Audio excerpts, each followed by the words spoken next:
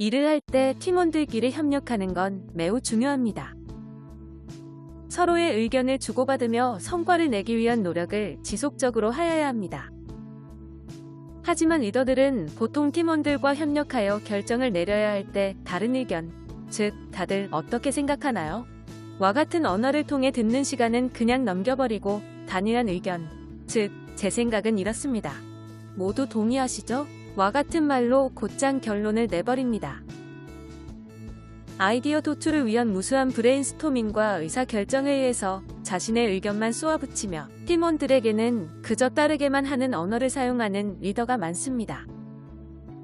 리더들은 납득시키려고만 하지 궁금해하지 않습니다. 유도 질문과 확인 질문을 던지며 반대 의견은 억누르고 의견 일치만 요구합니다. 이러한 행동은 협력이라 할 수 없습니다. 리더는 구성원들의 의견을 듣고 그 결과가 자신의 생각과 다르더라도 팀이 그 결정을 지지한다면 만족할 줄 알아야 합니다. 생각이 다양해져야 힘과 회복력이 생깁니다.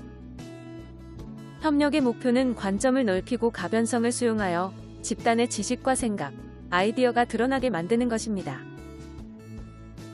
다음은 협력을 위한 4가지 방법입니다. 첫째, 투표부터 한 후 논의해야 합니다. 다양한 생각을 존중하고 가변성을 드러내기 위해서는 중론을 모으기에 앞서 각자 생각한 바를 자유롭게 표현할 수 있어야 합니다. 그 방법으로는 투표가 있을 수 있는데 일치된 의견을 종용하는 사회적, 위계적 압박에 시달리지 않고 자신이 생각하는 바를 공유할 수 있도록 익명으로 하는 것이 좋습니다. 너무 이른 시간에 자신이 투표한 내용을 공개하지 않아야 특정 의견으로 몰리지 않을 수 있습니다. 논의하는 중에 결과가 공개되면 다양한 답변이 순식간에 획일적으로 바뀔 위험이 있기 때문입니다. 투표를 위해서는 이분법적 질문이 아닌 확률적 질문을 던져야 합니다. 안전한가? 또는 성공할까? 와 같이 대답이 딱 2개만 나오는 이분법적 질문 대신에 얼마나 안전한가? 또는 성공 가능성이 얼마나 되나? 와 같이 확률을 가늠해 볼 수 있는 질문을 해야 합니다. 앞으로의 일을 일어날 일, 아니면 일어나지 않을 일로만 나누지 말고 더 다양한 가능성을 보자는 것입니다. 이를 위해 얼마나라는 단어를 넣어 질문을 시작해야 하고 상대가 정도를 나타내는 답변을 하도록 유도하는 게 좋습니다. 만약 선택지가 많다면 여러 가지를 선택할 수 있는 다중 투표를 하여 여러 아이디어를 선택할 수 있으며 간단히 할 수 있는 손가락 투표를 통해 팀원이 의견을 낼 수 있습니다.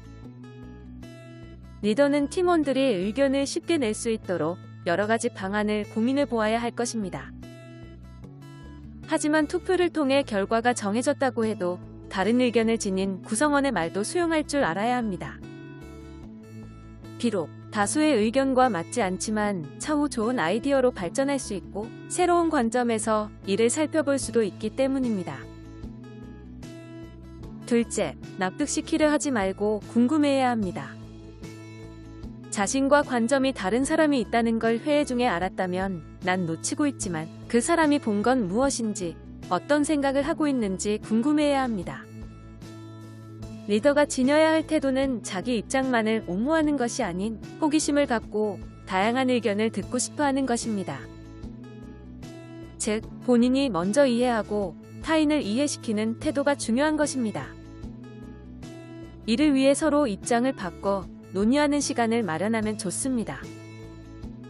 회의에 참석한 인원을 소규모 토론 그룹으로 나누고 자신과 반대되는 입장에 선 사람과 이야기를 나누며 그 입장을 취하게 된 배경을 알아가도록 합니다. 자기 의견만 주장하는 대신 자기와 다른 의견에 호기심을 갖고 이해해보는 연습을 할 수 있습니다.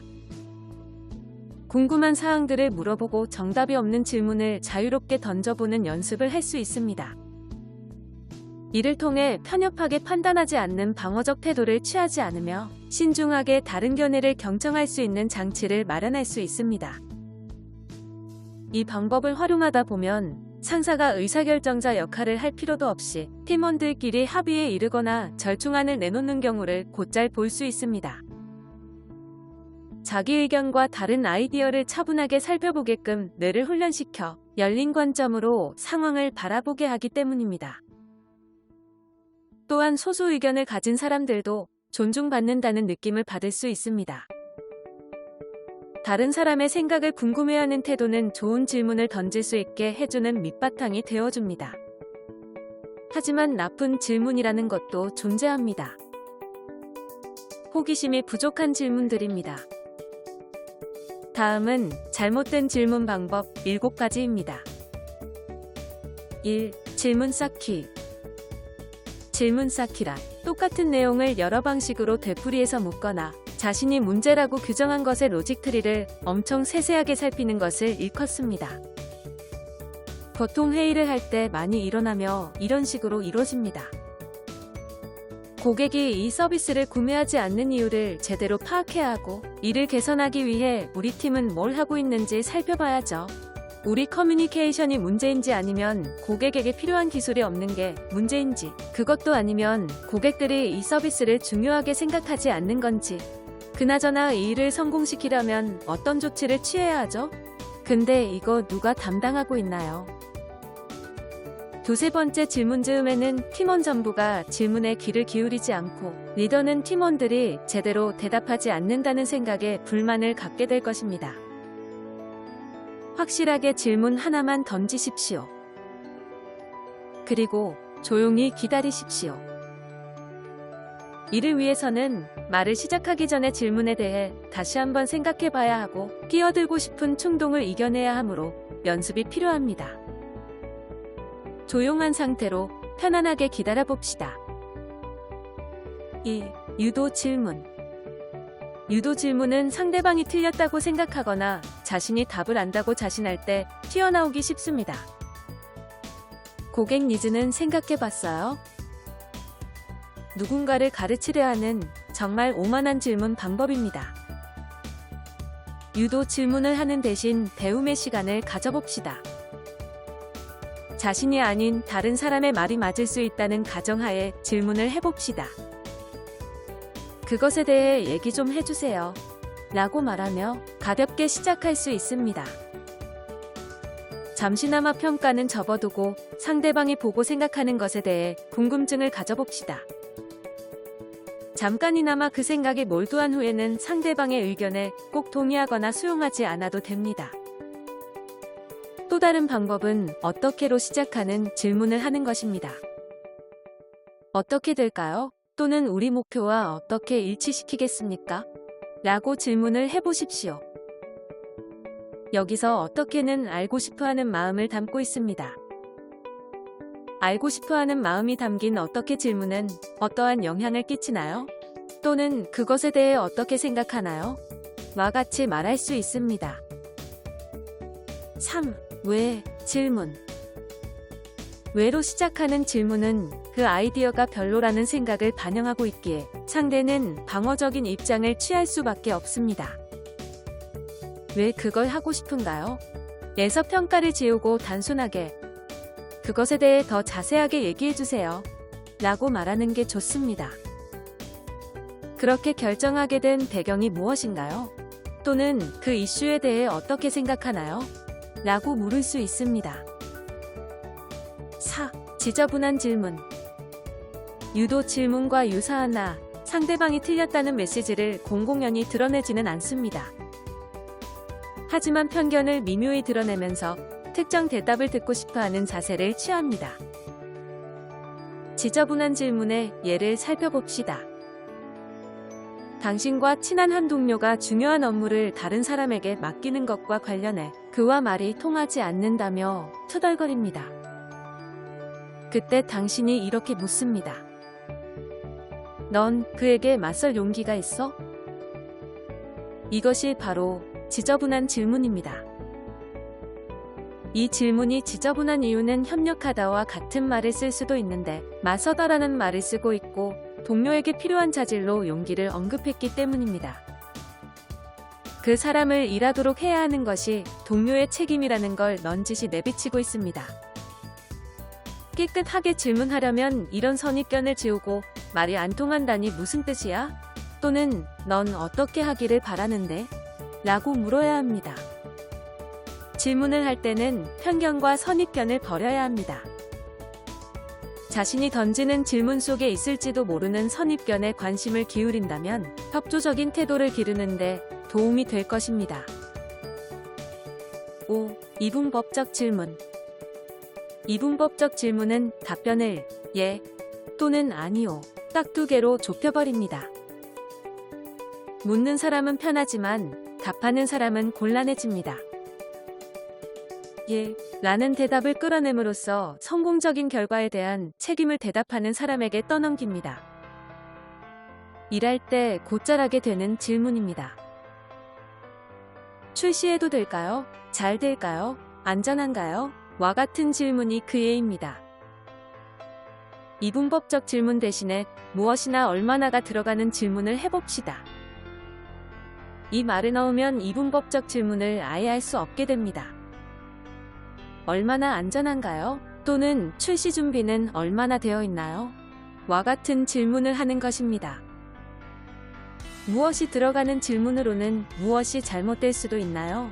또는 출시 준비 전에 우리가 해야 할 일은 무엇입니까? 가 있습니다. 무엇이나 얼마나가 들어가는 질문을 하면 팀원들로부터 듣는 정보의 질이 올라가며 서로의 질문 수준도 높아집니다. 여기서 얼마나는 확률을 물어보는 기능을 합니다. 앞으로 일어날 일에 대해 결정론적 대답이 아닌 가능성을 가늠해 볼 수 있는 대답을 유도합니다. 6. 자기 확인용 질문. 자기 확인용 질문은 보통 특별한 의도를 담고 있는 이분법적 질문입니다. 상대 동의를 억지로 끌어내 자신의 결정에 만족감을 얻기 위함입니다. 출시해도 괜찮겠죠? 그렇죠? 내가 무슨 말 하는지 알겠죠? 이해가 가나요? 와 같은 유형들이며 질문을 통해 자신이 원하는 대답을 듣고 원하는 결과를 입증받고자 합니다. 상황을 정확하게 파악하기보다는 질문하는 사람이 만족감을 느끼는 것이 목적입니다. 이런 질문 대신 받아들이기 쉽지 않은 정보를 들을 수 있는 질문을 던져보십시오. 이런 질문은 자기 학습용 질문이라 부를 수 있고 다음과 같습니다. 내가 놓치고 있는 게 뭐죠? 더 궁금한 게 있습니까? 잘못될 수도 있는 게 뭔가요? 더 잘하려면 무엇을 해야 하나요? 7. 공격 질문. 다짜고짜 뭘 해야 하나요? 와 같은 질문으로 공격적으로 느껴질 수 있습니다. 준비가 되기도 전에 앞으로의 일에 대해 생각하고 평가하게 만들기 때문입니다. 다른 사람의 의견을 들어보고자 할 때는 상대방이 편안하게 느끼는 주제에서 시작해 점차 불확실하고 민감한 영역으로 옮겨가야 합니다. 이를 위해 활용할 수 있는 방법 중 하나가 일시정지 되감기, 빨리 감기입니다. 우선 일시정지부터 시작합니다. 일시정지는 단순히 상황을 관찰하는 것입니다. 무엇이 보이나요? 그걸 어떻게 보고 있나요? 라고 묻습니다. 묘사할 때 활성화되는 내 영역은 감정과 연결되어 있지 않기 때문에 사람들은 불편함 없이 생각하고 말할 수 있습니다. 또한 알 수 있다는 느낌이 들게 합니다. 상대방이 관찰한 사항을 이야기하고 나면 다음 단계는 되감기입니다. 되감기는 그곳에 다다르게 된 과정을 다시 살펴보는 것입니다. 어떻게 거기에 다다르게 되었죠? 또는 이거 전에 무슨 일이 있었나요? 라고 묻습니다. 과거의 일이라 불확실할 수도 있지만 여전히 알 수 있는 영역에 포함됩니다. 마지막으로 미래로 빨리 감기를 해서 다음에 무슨 일이 일어날지 또는 앞으로 무엇을 해야 할지 파악합니다. 미래는 완벽히 알 수 없기에 틀릴 가능성이 크고 그래서 가장 민감한 영역이기도 합니다. 만약 뭘 해야 하나요? 라고 바로 물으면 잘 모르겠는데요. 라는 답이 돌아올 것입니다. 다짜고짜 묻는 대신 일시정지, 되감기, 빨리 감기 방법을 활용해서 덜 민감한 영역에서 점점 더 민감한 영역으로 옮겨가야 합니다. 협력을 위한 세 번째 방법은 합의를 이끌어내기보다 반대 의견을 유도하는 것입니다. 만약 받아들여야 할 독특한 의견이 없다면 어떻게 해야 할까요? 합의를 이끌어내지 말고 반대 의견을 유도해야 합니다. 집단의 지혜는 기준점 편향과 더불어 사회적 일치를 봐야 한다는 압박으로 인해 손상될 수 있습니다. 구성원들이 원하든 원하지 않았든 제일 먼저 언급된 수치는 집단의 기준점이 되어 전체가 이를 중심으로 모이게 합니다. 집단과 동떨어진 경향을 지닌 사람들은 자신의 발언을 조정하거나 아예 발언을 하지 않을 수도 있어 집단은 다양한 의견을 들을 기회를 잃게 됩니다. 일단 중론이 형성되기 시작하면 소수 의견을 지닌 사람들은 반대 의견을 내기가 훨씬 힘들어집니다. 이를 해결하기 위해 누구나 편하게 반대 의견을 낼 수 있는 환경을 만들어야 합니다. 반대 의견은 집단 관행을 바꾸는 장치이기 때문입니다. 회의에서 반대 의견이 자연스럽게 등장하고 궁금해하는 태도가 구성원들의 습관으로 자리 잡기 시작하면 집단의 활력과 흥분을 주는 요소가 될 수 있습니다. 리더는 회의실을 둘러보며 조용히 앉아있는 사람에게 세심한 주의를 기울여야 합니다. 이 사람들은 편하게 밝히기 어려운 새로운 의견을 가지고 있을 수 있기 때문입니다. 모든 의견은 존중받아야 합니다. 넷째, 지시가 아닌 정보를 줘야 합니다. 주위를 둘러보면 손을 씻으세요. 혹은 문을 꼭 닫으세요. 와 같이 우리가 해야 할 일을 일러주는 안내문이 있습니다. 이러한 방식으로 사람들에게 일을 시키는 건 협력에 도움이 되지 않습니다. 지금쯤이면 남에게 일을 시키는 것이 산업화 시대의 구식 전술인 강요하기라는 걸 알 것입니다. 지시하는 관행이 사회에 너무 만연한 탓에 남에게 일을 시키면서도 우리는 거의 알아채지 못합니다. 그렇다면 어떻게 해야 할까요? 정보를 제공합시다. 팀원들에게 그들의 행동에 따른 결과를 알려주고 선택할 수 있게 합시다. 결과를 직접 겪어봐야 효과가 가장 좋습니다. 저기에 주차하세요. 대신에 저기 주차할 곳이 있네요. 라고 말하기. 이대로 기획안 제출하세요. 대신에 수정할 게 없네요. 라고 말하기. 수치를 다시 한번 확인하세요. 대신에 수치가 정확해야 해요. 그런데 이상해 보이는 수치가 몇 개 있네요. 라고 말하기.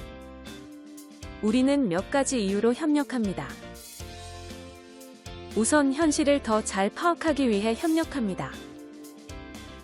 그리고 현 상황에 다다르게 된 과정을 이해하기 위해 협력합니다. 이 사건보다 먼저 일어난 일들을 살펴보고 인과관계를 파악합니다. 마지막으로 보다 나은 결정을 하기 위해 협력합니다. 방안을 마련하고 이에 대한 행동 방침을 세웁니다. 협력을 위한 리더의 의무는 아이디어를 공유하고 타인의 의견을 존중하는 것입니다. 특히 질문을 하고 받는 과정에서 협력이 일어나므로 우리가 모든 것을 알지 못한다는 사실을 인정하고 팀 구성원 모두가 균형 있게 말할 수 있도록 도와야 할 것입니다. 감사합니다.